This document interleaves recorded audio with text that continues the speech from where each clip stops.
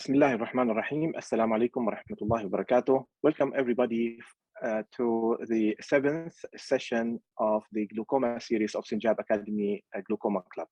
You are most welcome to this very exceptional session today. We are very happy and proud to have two giants in glaucoma and uveitis.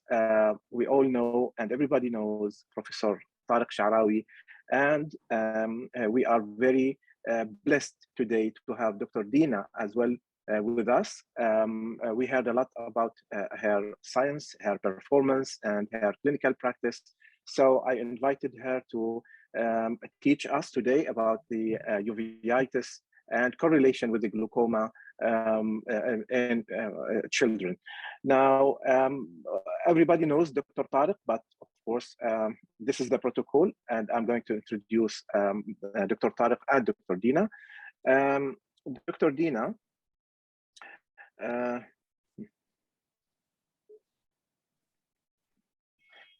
Dr. Dina Badar is a consultant medical retina and uveitis in Watani Eye Hospital Research Institute of Ophthalmology in Egypt.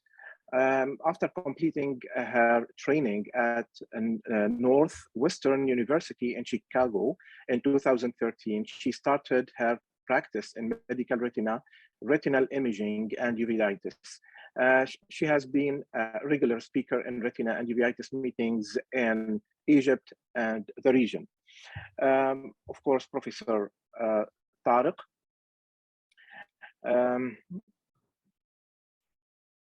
Professor Tariq Sha'rawi is the head of the glaucoma unit and the glaucoma surgery research group at the University of Geneva Hospitals. He is, at the same time, is the president of the International Glaucoma Society, and he has many published researches, and he is an editor and in many journals, international journals of ophthalmology and the glaucoma. I'm going now to leave the stage for both Professor Tariq Sha'rawi and Dr. Dina to teach us, and thank you very much. Thank you. Thank you very much, Dr. Mazen. It's an absolute pleasure to work with you, and I am very appreciative of your support.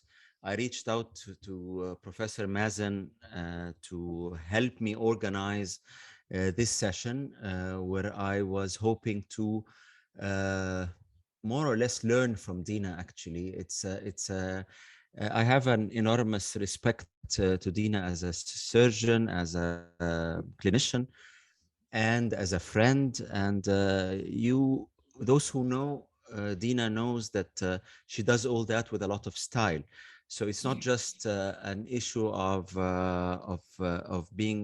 offering scientific and medical excellence to her patients, not just supporting her colleagues with her vast knowledge, but she does all that with a smile. She does that with a specific personal touch that has always left me in awe of her abilities as a doctor and as a human being. What we agreed to do, Dina and I, today is a little bit different. Instead of her speaking about uveitis, which would be the easiest thing for her to do, I decided to actually prepare a talk about the critical and difficult relationship between uveitis and glaucoma in children specifically. And that stems from the fact that Dina and I, we share a lot of interest in that, and we share some patients as well. So for me, it is an opportunity for me to brush on my knowledge about uveitis in children, which has not been that big for many years. As I was saying, uveitis has not been my favorite subject as a resident, and it was always something very difficult. The Kansky chapter of uveitis is notorious for being incredibly difficult. But I think with age and with a lot of gray hair and with less hair, as I often say, you end up, searching back for some roots and rediscovering yourself as a doctor, not just as a glaucoma specialist. From that respect, I prepared a few slides for us to discuss, and Dina will jump in to comment or to correct anything that she sees not up to par, or anything that she would like to add. With that, I do not want to lose a lot of time. I know it's a little bit late. It's in the middle of the week for many of us. So anyway, so we start, and Dina, please, would you unmute your microphone so that you can jump in whenever you like? Okay, agreed? Sure, I will. Sure. Thank you, Dr. Sinjab. Thank you, Dr. Sharawi, for inviting me. And thank you for all the good things that you had to say. I'm actually honored. It's my first time and hopefully won't be the last time. I'm looking forward to learning from Dr. Sharawi because, as you were just saying, in as much as uveitis was challenging for you, I believe I can't really tell what's happening with glaucoma. And this is what I always keep telling my patients, glaucoma and uveitis, they never meet. It's always They never meet, but they coexist. Absolutely. So, Dr. Sharawi, I will unmute myself whenever I need to, Very good. Anytime you like. So, in brief, this is a few slides that I prepared on childhood uveitis and glaucoma, and this critical and complicated relationship between them. It's a huge challenge, the uveitis in children, in addition or in absence of glaucoma, to be honest. So pediatric uveitis is something that is very dramatic for ophthalmologists, for patients, and obviously for parents. And it is very important from the start to say that it differs very much, pediatric and adult patient population, in terms of uveitis. If you speak to a pediatrician, they usually do not like to speak about pediatric cases as male or female. They usually consolidate children into a new bracket that is not an adult male and not an adult female. And it is the same thing for uveitis. When we are discussing uveitis in children, we have to consider that uveitis in children is very characteristic. It is also very dangerous and very complicated because of early onset. So you have children that start with uveitis, and you can consider that they might suffer from the uveitis in some cases for the rest of their lives. So you're not handling a uveitis for 2, 3, 5, 10 years. You might be handling the uveitis in children for 80, 90 years. And because there's an early onset, so obviously the stakes are very high. And decisions that we're making are incredibly important. There are some mistakes that happen. Biggest mistake is not delivering early and timely and proper treatment. So, we lag a little bit, we wait a little bit, we see the uveitis, but we're not very sure. So we ask the patient to come in 2-3 weeks. All the time, the process is active, damage is happening. And one of the major issues when it comes to pediatric uveitis is a lot of doctors think that the uveitis only affects the eyes, and they do not consider that it is part of a bigger syndrome, bigger inflammation, systemic issues. And a lot of doctors think, well, uveitis in the eye in a child, it will burn out, it will take its time and go.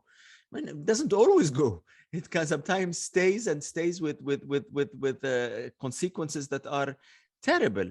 And Absolutely. This is, I'm definitely echoing what you're saying. We do get undertreated eyes in the pediatric age group because the steroids, they have such a notorious and bad reputation. So doctors are either too weary of prescribing or prescribing heavily. And I don't know if we're going to discuss this later in your slides or not, some steroid drops, some steroid molecules are more notorious in the glaucoma world than others. But I've learned to tackle early on. I've learned to work up early on because there's nothing to lose with workup. But there's always so much to see in terms of even if you find hepatitis that might not even be related to what's happening in the eye, but keep looking. So yes, I very much echo is that, you know, prompt early intervention, and if you think that it's beyond your scope, then find a colleague, find a somebody nearby that you can take the opinion. Very, very well said. And the comment about out of your scope is very interesting and very, very suitable for the tones that I would like to set for this talk. It is you said something also that was incredibly important in the sense that some people are very light-handed and some people are very heavy-handed as they treat, and it is really important to really choose the right path, not being too light and not being too heavy. We'll discuss that as we go along. But you will agree with me that local therapies are not always sufficient. And one of the major issues that we have in our countries is our inability to communicate with parents. So if we decide to think of this disease and treat it, I mean, treating a uveitis in pediatrics is not like treating a conjunctivitis. And a lot of people actually consider an allergic conjunctivitis a condition that is akin to uveitis in children, which is, I mean, the child usually will pay the price. Anyway, there's some kind of female predominance, slight, not massive, and the breakdown of uveitis in children is very different from adults. So we're talking about 40% of anterior cases, 50% posterior, 10 to 20 intermediate, and 5 to 10% panuveitis, which is very different when you consider an adults where 70% of cases are anterior, followed by posterior panuveitis, then intermediate. And of course, if we speak about the posterior types of uveitis being common in children, this will always and will directly explain that visual consequences in children can be very severe, because if most of the cases reside in the posterior aspect of the eye, then vision will surely be affected in one way or another. We tend to classify pediatric uveitis into infectious, non-infectious. We also try to classify it with anatomic location, and it is very important as you classify the condition to put in your definition the age, or in your classification the age. When infancy is usually 0 to 2 years, toddler is 2 to 10, and adolescence is 10 to 20 years. This is a very simple table that I like very much when I look at pediatric, well, that I started liking when I look at pediatric uveitis, because I've been studying that for the last 2 days. And as you can see, it is simple: infectious, non-infectious, and masquerading syndromes. And I think these are the three things, and we're going to go rapidly through them. I'm not going to go into details of each, because that will be really the thing for a long lecture, or a series of lectures that I'm hoping to involve Dina into giving in the very near future. But let me just remind you that there's some specific entities in uveitis that are specifically related to children. So things like toxocrasis, something like the GIA, juvenile idiopathic arthritis, the tubulointerstitial nephritis and uveitis, leukemias, retinoblastomas, juvenile xanthogranulomas, and Blau syndrome. Those are things that you will not find in adults, or you will find very, very, very rarely in adults. Juvenile idiopathic arthritis is something that I dealt with. At some point in my career, I was a visiting professor in the University of Tampere and in the University of Oulu in Finland. And I was part of a team that took care of a hospital that was the Finland Center of Excellence for Juvenile Idiopathic Arthritis for Children.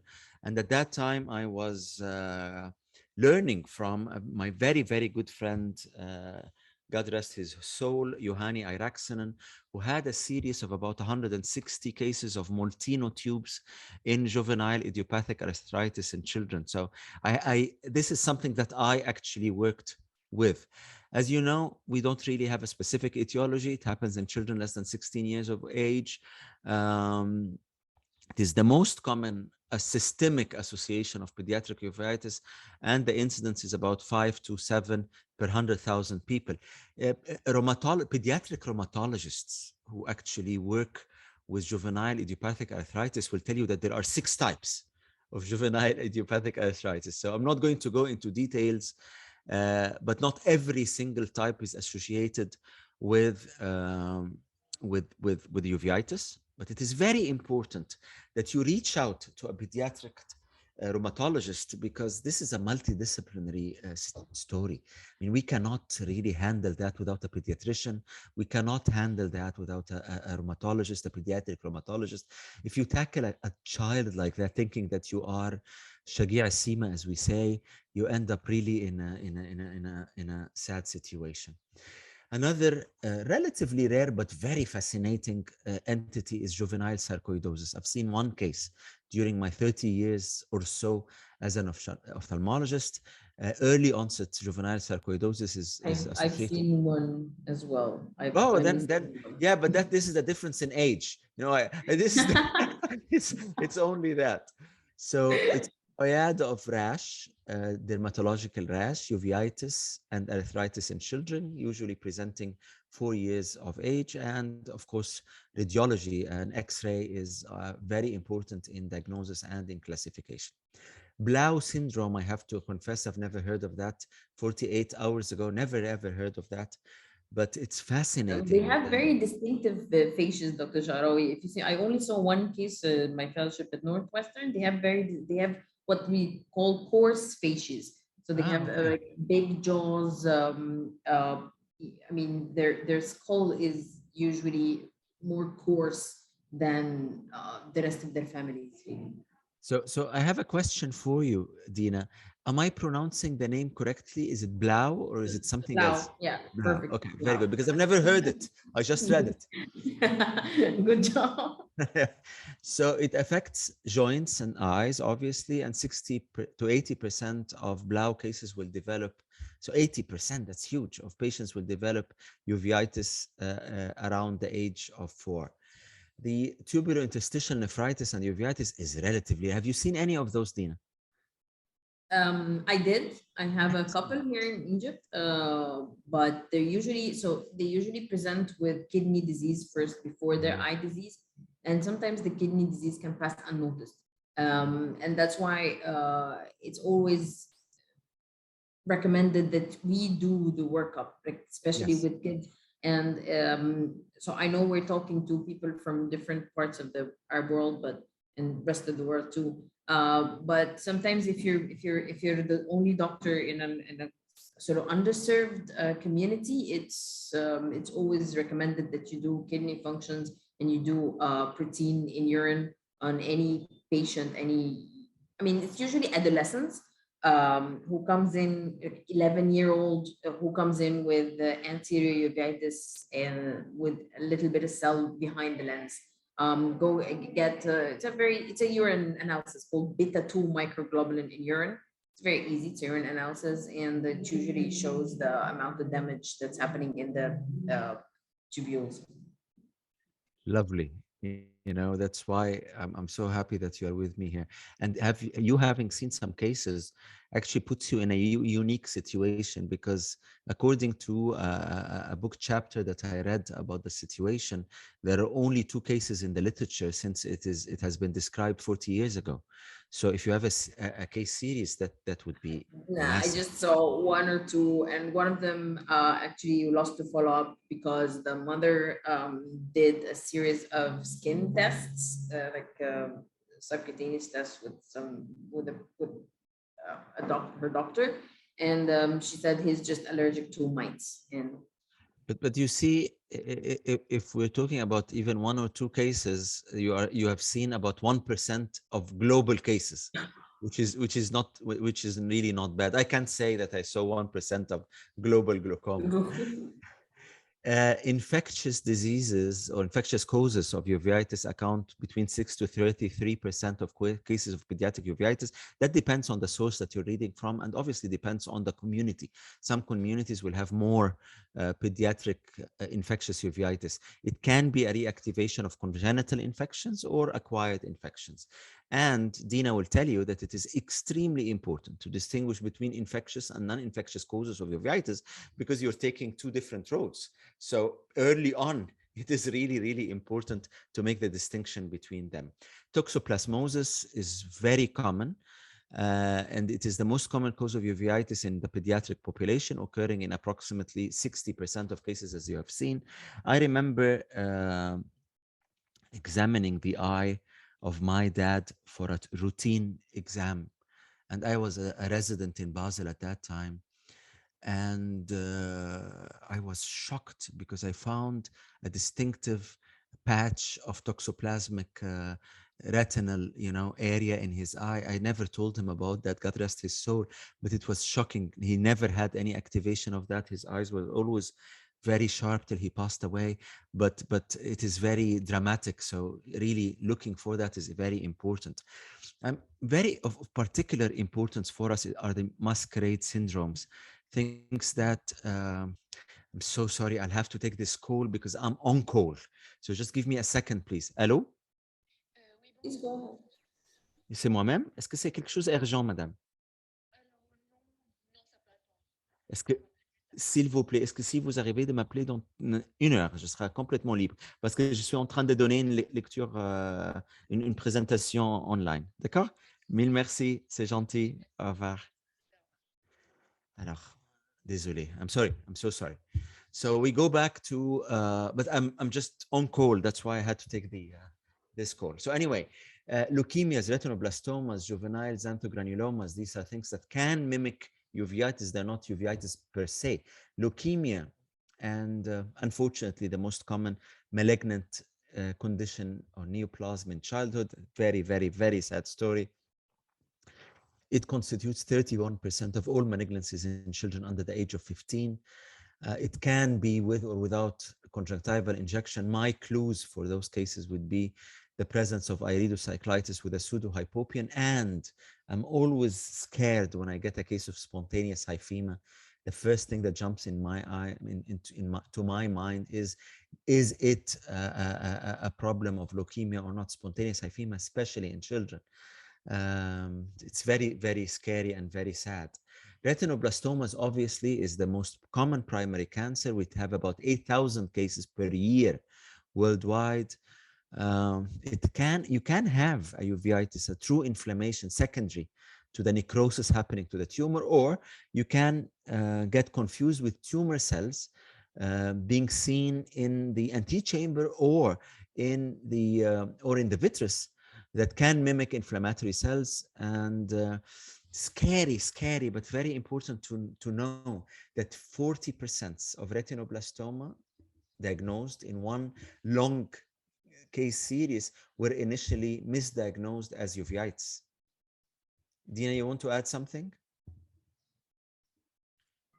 Me? No, I'm good. I will ask you something about the inflammatory cells, but okay, later on. This is a case that we have seen of leukocoria, and initially it was diagnosed as uveitis and sent, I have no idea why, to the emergency unit as uveitis, because there was very little inflammation in the eye, but it was sent to our pediatric unit only to find, after a clear fundus examination, a terrible retinoblastoma in the back. Juvenile xanthogranuloma is, again, something related to skin. It is very rare. You can have heterochromia iridis associated with that, but again, spontaneous hyphema can happen, and secondary glaucomas and ocular inflammation can happen. Trauma is big for me, and I've treated a lot of traumatic pediatric cases, a lot. Why? Because in the University Hospital in Geneva, children presenting to emergency have to be seen by senior doctors. They're not seen by only by residents. They're not only seen by chef de clinique, who are like lecturers or specialists. They're seen by the seniors. So basically, the professors come even at 3 in the morning if there's a child with a trauma to see the eye, and all operations are done by very experienced surgeons.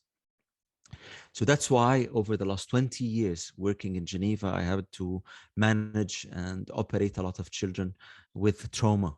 A lot of those cases with blunt trauma end up with a traumatic uveitis. And you have a severe inflammation after this trauma. And one thing that you should remember, if the trauma is not that severe, but the uveitis is very severe, remember that those cases might be because of underlying predisposition. So some cases of those, we run the HLA-B27 to see if it is positive or not. Once you have a case of trauma, you are wondering, is it because of the uveitis? Is it because of the angle recession? Is it because of the hyphema? So it's a puzzle. It's an absolute puzzle. And you need to have a lot of patience as you manage those cases. I remember a child that was that had a mini golf ball that hit his eye, and he developed hyphema, angle recession, and uveitis, a 3. Pressure was 50. So we started giving him medications and maximizing, giving him Diamox in humongous doses for a child. And my fellows at that time were pressuring me, go and operate. And I was saying, I'm worried because if I do an operation on something that is reversible, then I'm doing an irreversible procedure on a pathology that can be reversible. So angle recession, probably not, because it's too early for an angle recession to have the pressure going up 1 week after the damage. Uveitis, sure. Patient is on steroids. Hyphema, yes, but the good thing about hyphema happening in high pressure is that the high pressure will push away the hyphema very rapidly. Worst thing is having a hyphema in a case of hypotony. So that was, but the problem is when we had when we finished with the hyphema and the eye became quiet, we had an angle recession that was very obvious and the pressure was 50. And my presumed diagnosis was a steroid reaction. So we stopped the steroid and we started giving again medications, and we were very patient, doing OCTs almost an every day to make sure that the optic nerve is not being damaged, praying basically that nothing happens to the vessels. I think after 10 days of waiting, pressure went down and it normalized. So after stopping steroids, there was a steroid-induced high pressure. I don't use the word glaucoma because glaucoma means an optic nerve damage. So steroid-induced high pressure happens a lot in children. And once you stop the steroids, you will be lucky if the pressure goes down. And in that specific child, we still follow up the patient because of the angle recession. So we see him once a year, because I had a patient that had an angle recession and developed angle recession glaucoma 63 years after trauma. So anyway, unfortunately, in this day and age, 25 to 30% of cases of uveitis in children, we call them idiopathic, meaning that we don't know, that we are ignorant. We haven't found a diagnosis. So we call it idiopathic, and we have to live with that and accept that there is a limit to the width and breadth of our knowledge. When you are trying to diagnose, and Dina, of course, is the master of all that, history is very important, asking about travel, if the child has pets or not. You have to do an examination, and you have to do an examination under anesthesia in some cases, especially if some investigations have to be done. If you are doing a fluorescein angiography, for example, for a child, there's no chance that you do that in regular examination in a young child. So you have to do an examination under anesthesia in children like that. Lab, when we're doing lab evaluation, we start with sarcoidosis, syphilis, and tuberculosis. These are the recommendations, and Dina, you can correct me. CBC is important, ANA, HLA, ACE, and for toxoplasmosis, the antibodies M and G, and chest X-ray in cases of when we suspect juvenile sarcoidosis. I'll stop here and ask Dina if she wants to add, based on her based on her specific experience in the Middle East about pediatric uveitis. Oh, thank you, Dr. Sharoy. One has to learn once, and this is what I always say, you have to learn your own community and what is more common among your catchment area. This is one thing. And the other thing is that I always say you have to classify, you have to have a mental classification of the primary site of inflammation, because it depends if you're dealing with a primary anterior. Now, a couple of cells behind the lens is still considered anterior, or the primary site is the hyaloid, which is called intermediate uveitis, or I like to call it hyalitis, where most of the pouring of the inflammation is happening inside the hyaloid, or something is happening truly in the choroid of the retina. And this is what we know as the posterior uveitis, or everything. So if uveitis in this age group, what I would recommend is CBC, kidney function and liver function. I would exclude beta-2 microglobulin, not on everybody, but I will get it. I would do a chest X-ray and an abdominal ultrasound, abdominal pelvic ultrasound, if I'm suspecting sarcoid. Because getting ACE in children might not be very specific, because ACE is normally high in children. Yes. High, yeah. TB is common in Egypt. I will test kids on TB. I don't do syphilis regularly. Now we get to the toxo immunoglobulin assays. This is very common. I mean, where I practice in Egypt, that a patient comes in with tons of labs, viral and toxo labs done. To be honest, viral is viral. You see viral in the eye. And if you're in doubt, you can do a PCR on a blood sample, sorry, an eye sample, Aqueous, either an yes. aqueous or a vitreous. It depends where the primary site of inflammation you think is. But getting serum titers might not tell you enough. When you come to toxoplasmosis, I find toxoplasmosis a clinical diagnosis more than most. I mean, if you have a lesion that is either the pigmented lesion with a white lesion next to it, or you have a primary white lesion, sometimes getting a toxo won't tell you much, really. We can get to that in a subsequent webinar, but I mean, I don't get toxo and I don't get viral titers, to be honest. So in a child, I will get ANA, CBC, ESR, TB.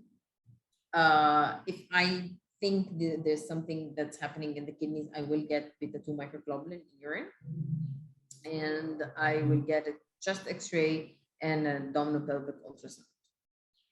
Thank you very much. This is very precious information, and tells you how what is the difference between reading a book chapter or practicing, and it also shows you the difference between a pro and a novice. So this really is quite obvious.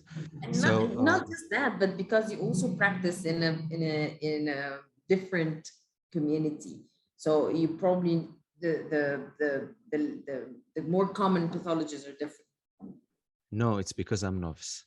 So we go back to therapy, and the rules for therapy are very simple. As Dina said, be early, be cleverly aggressive, I would say. Your whole interest is to improve ocular and visual outcomes. It's what we're fighting for, a child's vision. There's a lot of talk about immunomodulatory therapy. It reduces the risk of complication. And you need to control inflammation if possible within 3 years, because this has been in studies associated with better visual outcomes. Rules, and I will go back to Dina on that, but what I have learned as a resident and what we are practicing is that systemic immunosuppression has its own problems, and that we should always start with topical therapies if possible. And if that doesn't do the trick, then we should upgrade to systemic. And there have been talk about doing intravenous injections of steroids, intravitreal injections of steroids, but I've looked into papers about that. I didn't see a lot of evidence about, intravitreal injections of steroids. I will go back to Dina to tell us her opinion, but remember that systemic long-term steroid therapy can affect the general health of a child, his or her growth, the nutrition, and even fertility in some cases. There are talks about steroid-sparing immunosuppressants with methotrexate, and a lot of uveitis specialists I've seen give a lot of methotrexate. I've seen with Dina and some colleagues also the Humira being used, especially in juvenile arthritis. And it is actually authorized by regulatory entities in different places around the world. So I'll stop here a little bit, and I want to hear Dina's experience about therapy for children with uveitis. Okay, I'm going to be brief as much as I can, but I will echo some of the points Dr. Sharawi highlighted. So first thing, be early and be aggressive. I have to mandate that, but always bring the patient in. I never do that with all sorts of children. I never prescribe something and don't give them a follow up time, because patients tend to abuse. Because they either they take the medicine and they stop it altogether suddenly once they become better, or they don't follow through. So I always, and that's just something I always have to give them a comeback date, especially with children and parents, and you have to be quite strict about it. So topical versus systemic. Well, again, I'm going to say something about primary site of inflammation. If the primary site of inflammation is anterior, probably do topical, right? But with restrictions. And Dr. Sharawi will tell us, don't give steroids on the hour for a month. Please don't. So we have data on that. We have data on the prednisone acetate molecule, is that more than 3 times a day is more likely to cause glaucoma and more likely to cause cataract. So more than 3 times a day for an extended period. I mean, you can use an hourly sort of like HLA-B27. You can use it just to control the inflammation for like a few days, 5 days or so, and then bring the patient in and taper down the medication. But if you have severe granulomatous anterior inflammation in a child, you don't give them an hourly steroid drop. The other thing is, if you know that there's a systemic association, like if you know for sure this is a GIA, if you know for sure this is VKH, this patient needs systemic immunosuppression.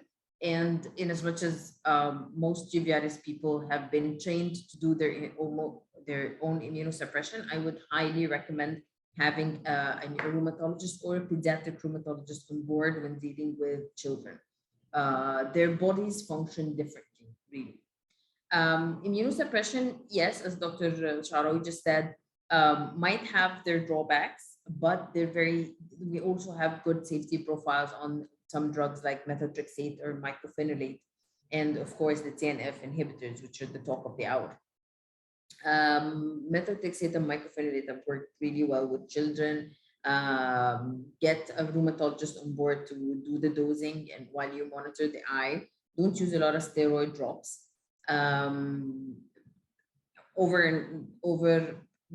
Define the primary site of inflammation and exclude infections before you go ahead and give those very, very strong medications. Also, those medications, they have regulation on monitoring. All the clinics that I've trained in, they have the regulation, like how often do you need a CBC, how often do you need a kidney function test. You can just put them in your office. You don't have to memorize them. Put them in your office and always check with the patient if they do their labs regularly. TNF inhibitors. Now, TNF inhibitors are their work of art. They really work. We know that they are expensive. in some parts of the world, but we need them in JIA. I use them in JIA. I use them in VKH. I use them in sarcoid. I have one juvenile sarcoidosis patient, and I use them heavily, of course, in Behçets, but in adult Behçets. I don't have a lot of pediatric Behçets in my practice. So yeah, we do use TNF inhibition. If you think that the patient has been on steroids for a long time, despite first line immunosuppression as a methotrexate or mycophenolate, then we go to second line, which is TNF inhibition. I just want to say one thing. We prefer giving immunosuppression rather than up and down with systemic steroids. Up and down with systemic steroids can be quite hazardous. I've had a 16-year-old who developed an ovarian cyst because we have been upping and downing her systemic steroids because her parents were not very chuffed about immunosuppression. So always consult with your patient as much as you can, and some of these drugs are very safe, and have a rheumatologist with you. Dina, two questions. How much is the treatment with something like Humira would cost, roughly? Do you know? So for the pediatric age group, we use there's a pediatric dose and there's an adult dose. Unfortunately, in Egypt, we do not have the pediatric dose readily available. So we sometimes even split the vial, or we just throw out the rest of the medication. Okay. It costs, if out of pocket, it's about 18 to 20K per month. So that's $1,000. Yeah. With the new with the new rates, with the new dollar to pound rate. Roughly $1,000, and that's per injection. Yeah. And that's per and this is per injection. And you will be giving an injection every. No, that's not. That's per month. That's per month. That's per month. Injections. But this is completely out of pocket. Now, luckily, we have the health insurance in Egypt. It covers great for the children. Covers adalimumab and infliximab. And that's the government health insurance. Yes. Lovely. Very happy to hear that. Okay. And so that was the first. Oh, yeah. And the second question is, usually parents, when they hear something like that, they are scared. They are very, I mean, you must have seen a lot of reluctant parents with that kind of therapy. Absolutely, it happens. But you know what, Dr. Sharawi, it starts with the first line immunosuppression. I mean, if you change medications, if you change between methotrexate and Humira, the biggest issue is usually the price, or getting the government clearance on, or the health insurance clearance. But once you start talking about immunosuppression, parents, they become very weary. I've learned to give them the names of the medications, and they can go and do their homework, come back. Yes. Yeah. Come back and tell me what they think, but that's for a selected patient. Some patients I really have to, like VKH in children. Now, this is a chronic choroiditis. They get high IOP very often. They get complicated cataracts. Sometimes they get posterior synechiae with iris bombay that you have to PI. I know we're in for a lot of trouble, and so for these patients, I have to convince them one way or another of prolonged immunosuppression. Yeah, I don't envy you, and I know this is not an easy story. We push on. I don't want to take too much of your time. I'm trying to end in another 15 minutes maximum. So visual loss happening in children. But I have a lot of questions for you too. No? Then I will keep I'll keep time for questions. But think of vision loss happening because of things like cataracts, keratopathies, glaucoma, and cystoid macular edema. And it is sad, but as we remember the giant Taha Hussein, severe visual loss unfortunately happens in up to 30% of cases with pediatric uveitis. There is an interesting paper that was published by one of my associates and very dear friends, Marilita Moscos, from the University of Athens on the management of uveitic glaucoma in children. Anybody is interested in that, I can send a paper. But remember that risk factors for glaucoma in children with uveitis happens related to specific causes, as Dina was saying, and according to the duration of the illness. There is higher incidences in cases like JIA and the Posner-Schlossman and herpetic infections of the eye. I always think that Posner-Schlossman is a herpetic infection in the eye, but that is a different story. 50% of GIA-related glaucomas end up in the operating room. Another giant in the field, Said Mekkawi, 40 to 48% of the affected eye, especially with early onset glaucoma, are expected to have very poor visual outcome. So this always tells you what you need to think about when you are treating those cases. The pathogenesis of glaucoma in uveitic cases can be a closed angle, a positional closure with a pupillary block, or synechial organic closure. It can be an open angle because of trabeculitis, and it can be also steroid induced in an open angle. So a case with an open angle that is being treated with a lot of steroids that develops glaucoma. I just heard now from Dina the 3 times per day prednisolone. So that is really important, and a lot of patients will develop high pressure and glaucoma, obviously, because of steroid responsiveness. So it is very important to diagnose, and if you do not do a decent gonioscopy, then shame on you, because I won't tell you send the case to another guy or another lady to do a gonioscopy. Every ophthalmologist should be able to do a gonioscopy. Medical therapy in children is obviously. Dr. Tariq, do you mind if we go back to the pictures that you had of the bomb? So I would like your experience in surgery. Now, sometimes we get this kind of synechia, and sometimes we have a whole stuck down iris to the lens, right? Sometimes it's Bombay, and sometimes you have the iris stuck down to the lens. And if you're doing surgery on those patients, if you're taking out the lens, which approach would you do to synechialisis? Would you do first of all, I will operate always after a PI has been done, a laser PI. I always want to operate when I know that there is another pathway before I start my surgery. I usually, in those cases, would do a synechialisis, for occlusio pupilli. I will do a synechialisis with viscoelastics. So I will force the viscoelastic under the iris, and then I will clear with it all the way. And then obviously I will use iris dilators. I like iris hooks. This is what I will do before I do the operation. Synechialisis in cases with peripheral anterior synechia are nice. They look better, but they have no effect on reduction of intraocular pressure. They are total loss of time. We're doing it more cosmetically, or like we used to say about vitrectomy many years ago. People were doing vitrectomy just to put back the retina in place, but it remains functionless. Where vitrectomy results are much better now, obviously, but I think synechialisis is probably a waste of time.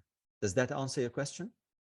Absolutely. I have a second question though, because I think we still have time. So if you have this kind of Bombay and you're going to do, and the eye is not quiet yet, so we're not going in, we're not taking the lens out yet. There's a patient who comes in, the pressure is 45, and they develop this Bombay.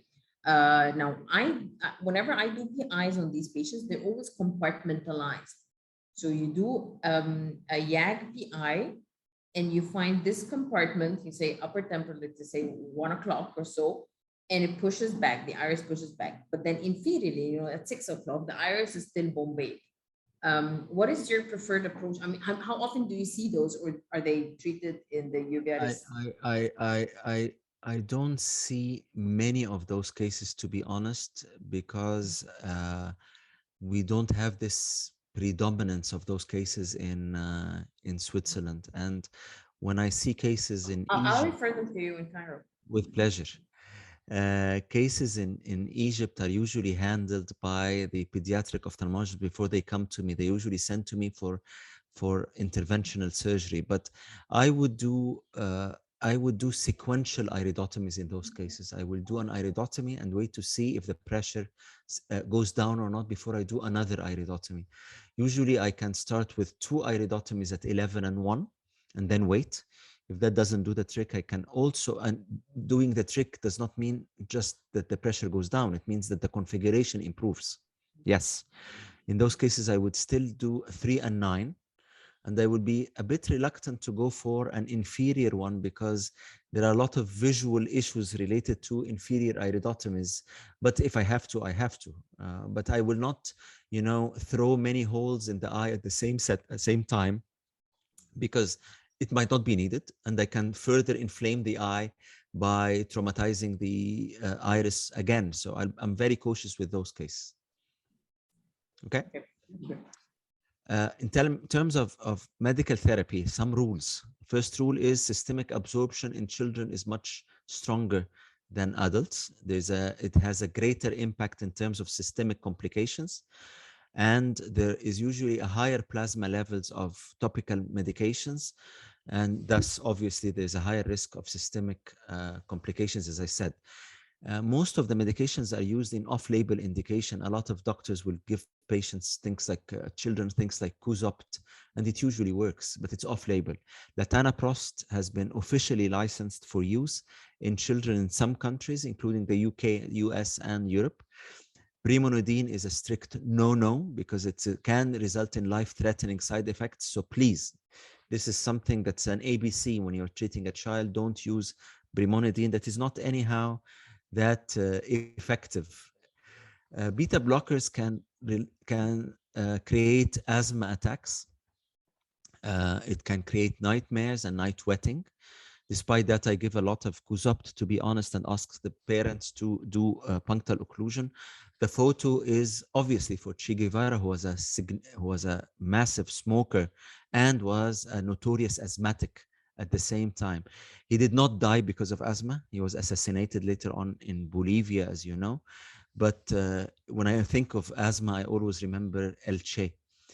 Myotics are something that you should avoid in children because it can exacerbate, obviously, issues related to inflammation, and it can produce synechias. And in some cases, it has been reported even to create retinal detachments in children. So myotics is something to, but so the bottom line in medical therapy is we really don't know that much. We all treat and we give treatments, and we hope that complications do not happen. We have to avoid things like brominidine, clearly, but this is most of what we are giving to patients would be off-label. Surgery, as I said, half of cases of JIA would end up in the operating room, and the major issue with treating a uveitic in general and the uveitic child specifically is developing significant hypotony postoperatively. So I'm very cautious with the type of surgery that I'm doing. Of course, corneal conditions, the stage, presence or absence of cataract, socioeconomic factors, and the state of the angle are very important. All those are types of surgeries that you can do to a child with uveitis and glaucoma. We have done some cases in Egypt of using the Cahoot dual blade in children. Two mixed results. Some cases went very well, some cases didn't comply at all, but the operation takes 3 minutes, and you're basically taking away the synechia with the blade and opening Schlemm's canal full thickness at the same time. You can do goniotomies, and you can do circumferential goniotomies, and you can do laser-aided trabeculotomies. At the end of the day, I tend to, in many cases, resort to valves. When I'm putting a valve, which I hate, but in a child, I hate putting a valve in a child, but sometimes my hands are tied. I try to do as much as possible to cover well the tube, either cover it with a flap, embedding the tube into the sclera, or in some cases, I would actually use a tutoplast to cover the tube. It's a matter of gut feeling and depends on the thickness of the sclera under your hand. Pole tube is much interesting than an Ahmed or a Barvelt, because mainly the tube itself is very small. It has an internal lumen of 1.27 micron, so it is much smaller tube in the antechamber compared to a Barvelt or an Ahmed, which is great because I do not want to leave something big in the eye, because endothelial cells will suffer. And because what I'm going to leave here might be staying for 80, 90 years. So I try to use something small. Deep sclerectomy in children is incredibly good, I have to say. I haven't operated millions of cases with that, but I have always been very, how do I say, very pleasantly surprised with doing deep sclerectomies in children, because I leave the trabeculoidesmoid membrane that I can perforate mechanically or with a laser later on, and I do not have a loss of antechamber, and I don't have profound hypotenuse happening. I have something that prevents a direct, hole being drilled inside the eye. And it is much better than a trabeculectomy in that sense, also because it is less cataractogenic. So the chances of you pushing the eye into cataracts with deep sclerectomy is significantly less than trabeculectomy, which means a lot for a child. So you can understand. I use mitomycin in those cases, and I use 0.5 milligram per milliliter for 3 minutes. I also use viscocanalostomy, so I inject viscoelastics into Schlemm's canal to dilate it during the operation. And in many cases, I would do a deep sclerectomy and combine it with a trabeculotomy if I feel that I need to augment try to reach a maximum pressure reduction.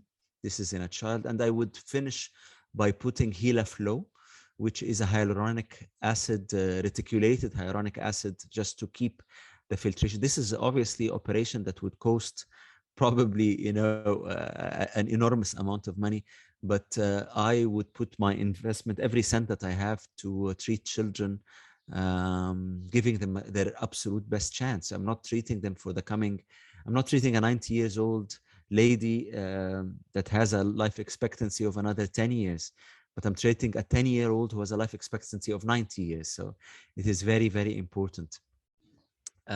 Cyclophotocoagulation, I'm never very big on cyclophotocoagulation. There is a study from Mansoura on cyclophotocoagulation, but in pediatric glaucoma, not in uveitic glaucoma.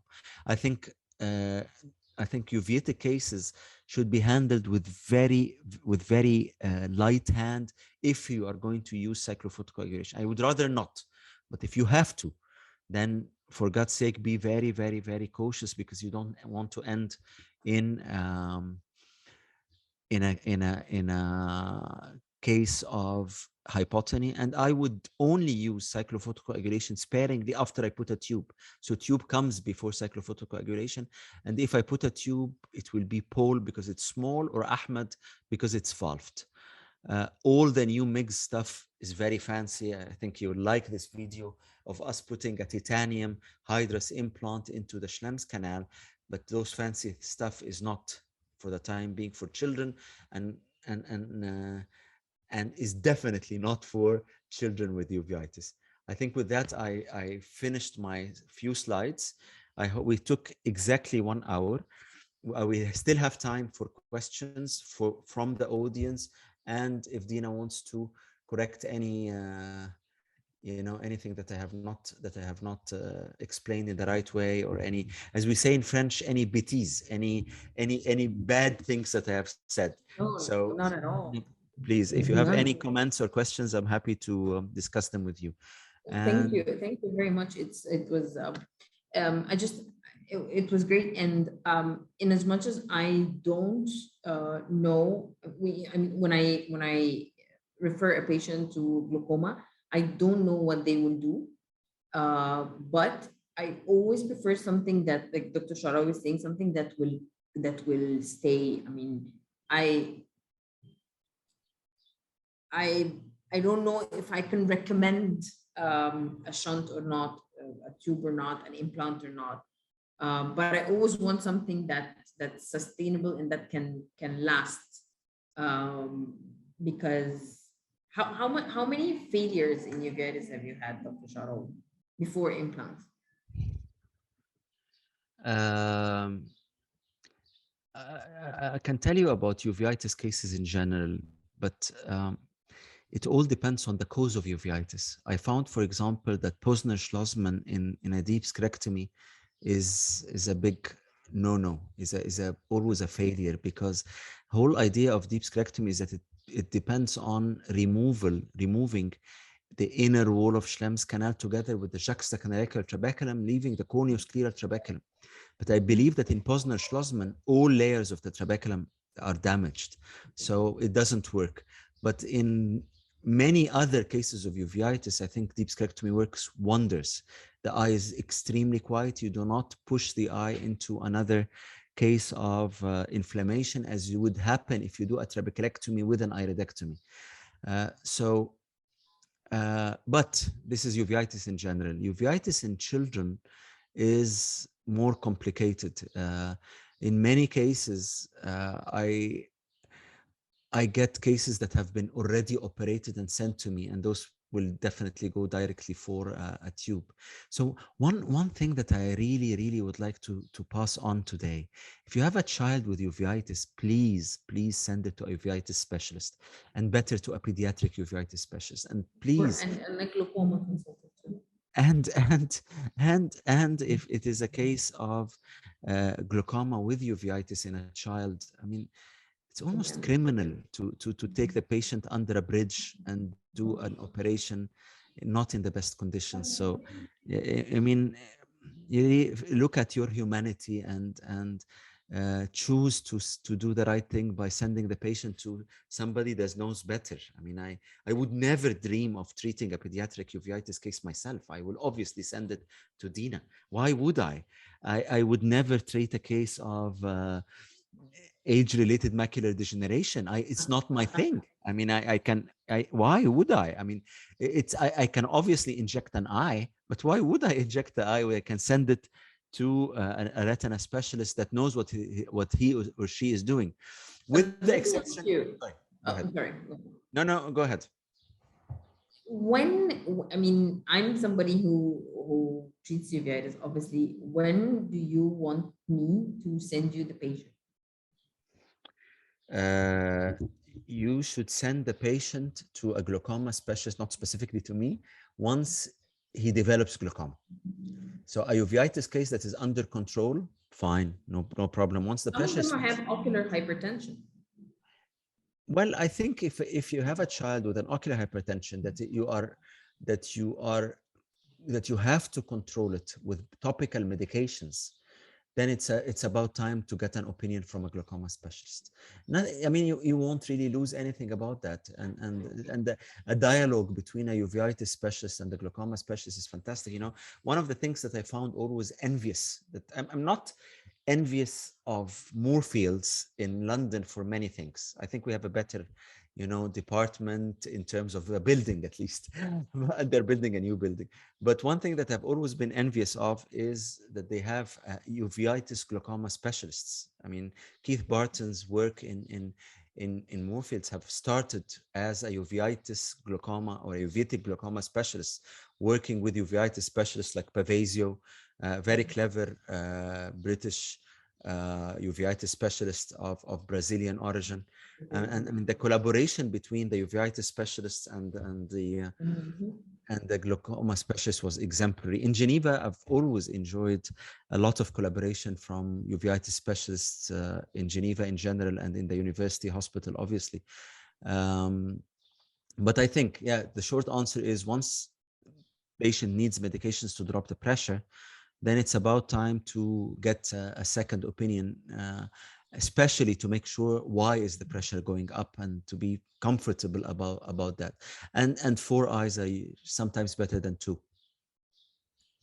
Absolutely, I would echo that, and that's what I do. So once I tapered them down to steroids like twice a day, and now the pressure is going up because they're quiescent, I just always send them to glaucoma. And even if the pressure is not so high, if the pressure is 27, 25, now in a child, I don't want to see 25, 27. I wish I didn't see 25, 27. I wish I want to see 17 and 16 and whatnot.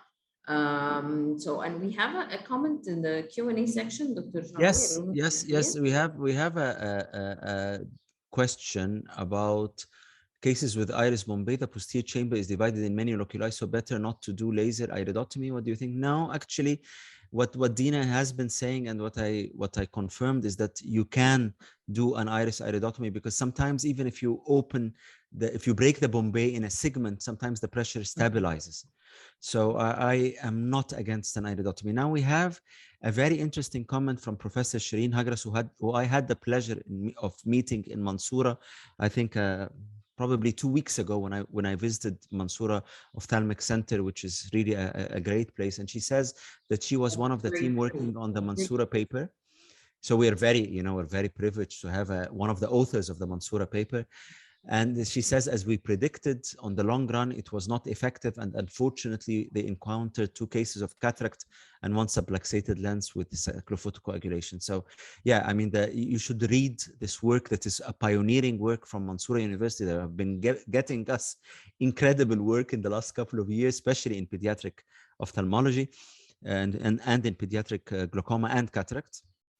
We have another case, we have another comment from Dr. Basil. Uveitic glaucoma sometimes is followed by hypotony phase, ciliary body shutdown. If this happened after glaucoma surgery, Ahmed glaucoma valve, for example, will you advise to remove the drainage device in this case? I never had to remove a drainage device because of a hypotony at long term, and I will explain why. If you have a hypotony happening because of a ciliary shutdown, having put an Ahmed valve, the bleb will scar around the valve. It will collapse. One of the things that keeps the bleb living is that there is aqueous passing through the tube into the bleb. So it is very easy for the bleb to collapse and it will fall. And then there won't be an issue with the hypotony, and the valve should manage to prevent the pressure going below 8.6 in some cases. So no, I've never had to remove a valve. I would remove a valve in a child only if there's a bad erosion.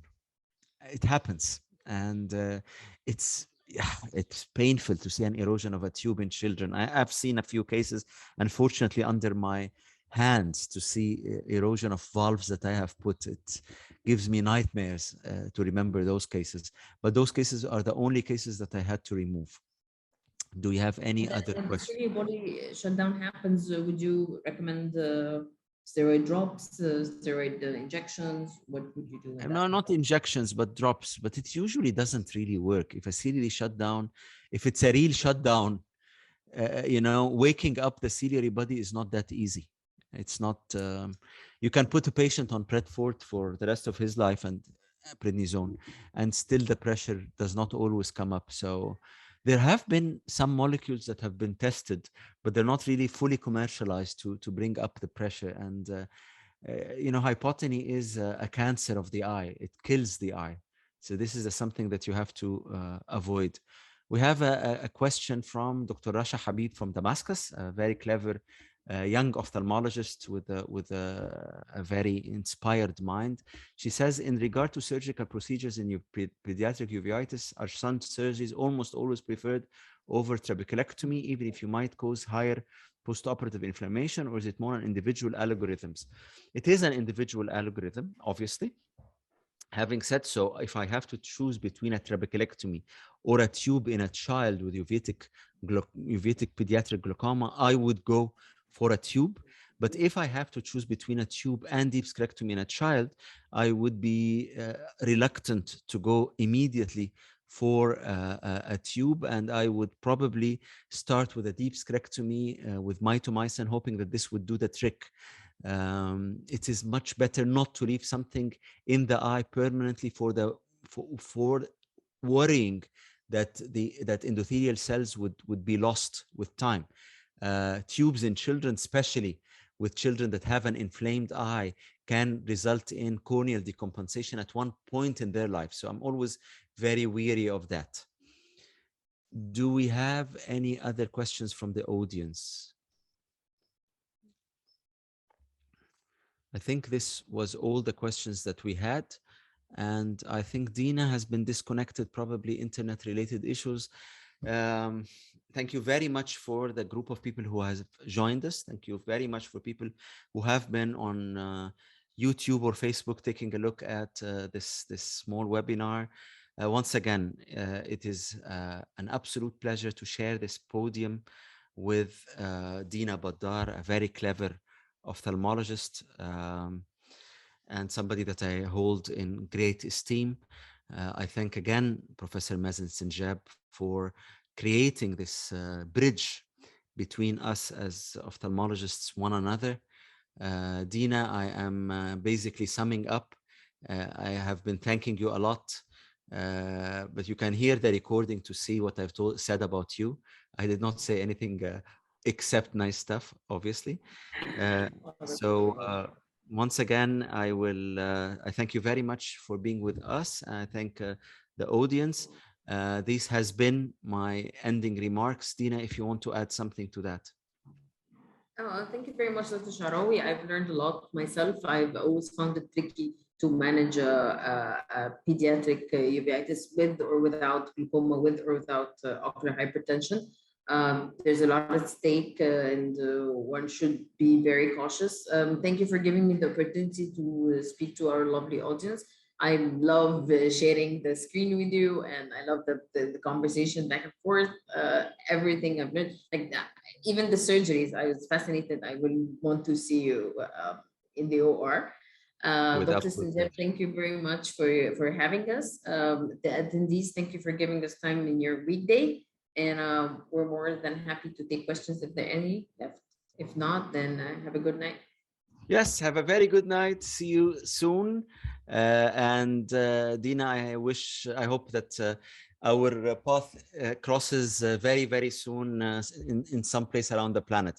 Have a beautiful night, everybody, and we'll see each other again, I hope. Take good care. Bye-bye.